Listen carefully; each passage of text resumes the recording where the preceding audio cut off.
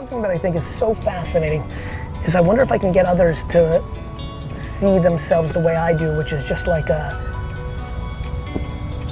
of like an empty pipe. I'm just an empty pipe. It's like, you give me accolades, my mom. You shit on me, you just don't know me. It's all empty. It's just like, there's something about when you don't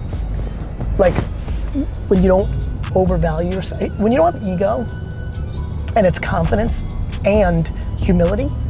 Like if you think of that as a triangle, I think of ego, confidence, and humility as a triangle. And like the game is like, if you can just focus just on, hey, you have self-esteem, like I'm a good person, I'm doing the best I can. Doing the best I can. And humility, like if it's going well, being like, yeah, okay, there's 8 billion people on earth. I'm sure there's billions that are doing it better than me, better looking than me, nicer than me, smarter than me. If you can play on that, you win. If you go to ego, which is just insecurity, it's all over. You think you're so then you make pretend that you're good. And you everyone else. You think you're so it's lack of self-confidence. So then you spend all your time shitting on everybody else and fake pretending that you're good. Posturing. All to protect that you're weak. People walking around here thinking they're somebody because they got 230,000 followers on TikTok. So? Humble the up. It will get better. But a lot of you say no to because your humility's not in check. I still say yes that a lot of you pass on because I out humble you.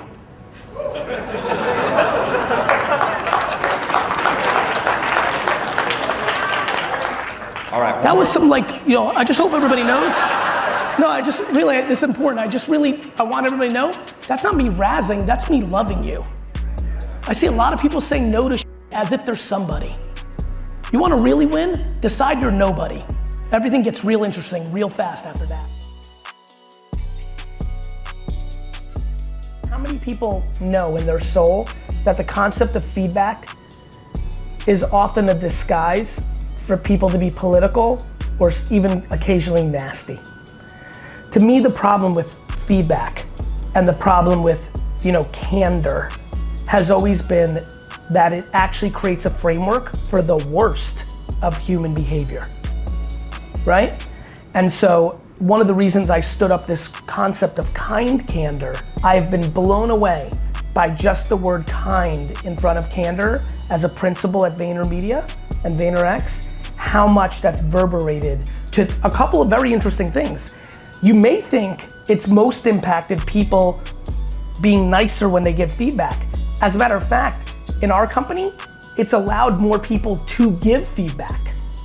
Many people struggled with telling their friend or acquaintance or someone they liked working with proper feedback when it was just feedback, but as soon as it was kind candor, they could say, Andrew, I love you, you're a wonderful person. Hey, on the, the way you videotape, like those are real things. And so I think that putting an adjective that speaks to a positive human element in front of something like candor or feedback or reviews actually changes the dynamic aggressively and almost brings, if I use a political analogy, it almost brings the blue and the red more towards a purple. And so you have the people who are too kind and can't give feedback. Kind candor, pleasant feedback all of a sudden allows them to do it. And you also confine and really put on notice the people that use candor or radical candor or feedback as, hey, this is not your chance to suppress this person because you're scared they're gonna take your job. This is not your chance to be a little nasty because you don't like their political views or and so I actually think that is a very big deal. And what about the one who receive? What do you believe that should be? Do you think it's the same emotional ingredients that we should practice ourselves? Because of course. If look at what we've talked about today. If you're on the receiving end of feedback and you start with humility, you can handle anything. I'll give you an example. I have an ungodly amount of followers in social media.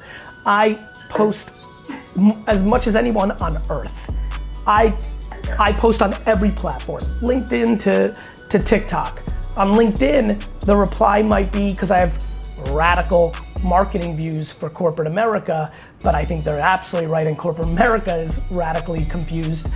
But I may post something and you may get a very traditional marketing professor or a very traditional marketer belittle me in the comments on LinkedIn. An hour later, I may post on TikTok and do something cool, but I might have a 15-year-old say, get off of TikTok, old man, right?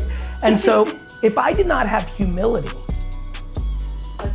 in understanding, yeah, I understand a lot of things have gone well for me, but comma, who really cares? And at the end of the day, far more special people than me have passed away. We give them roses for 24 hours and everybody besides their family moves on with their life, right? I mean, we're a couple hours away from people for not thinking twice about Queen Elizabeth.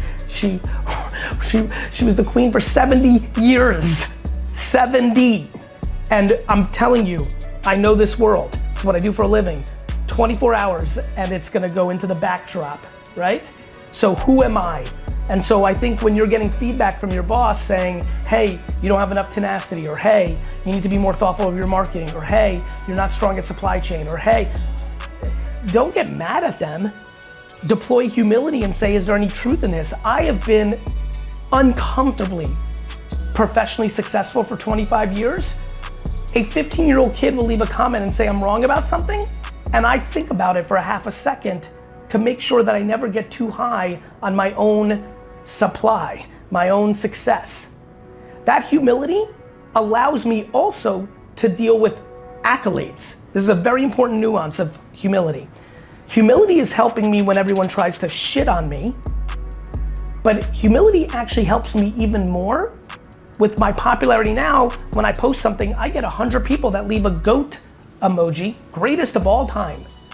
I actually argue that humility is helping me more with that, because if I actually believed that, I would become audacious, complacent, potentially unbearable to be around, and those are far more disgusting traits that I'm not interested in. I think humility needs its day. You know, it's funny, I started a wine brand years ago called Empathy Wines. It's right there. I started it many years ago, 5 years ago or so. And at the time, the word was not necessarily, if you look at the Google Trends, it was out there, but it wasn't really popular. Obviously, there was a lot of tension, racial, political tension in the US, and the word started to populate. And a lot of my friends were like, how did you know? And I said, because I do market research. I read my comments, I read my DMs. I think much like much like empathy 5 years ago, I have a real belief that over the next decade, humility will become one of the most important conversations amongst parents and teachers and people that genuinely care about humanity. I believe it is one of the secret ingredients to far more success. I think when you lack it, you're exposing insecurity. I think insecurity leads to great unhappiness.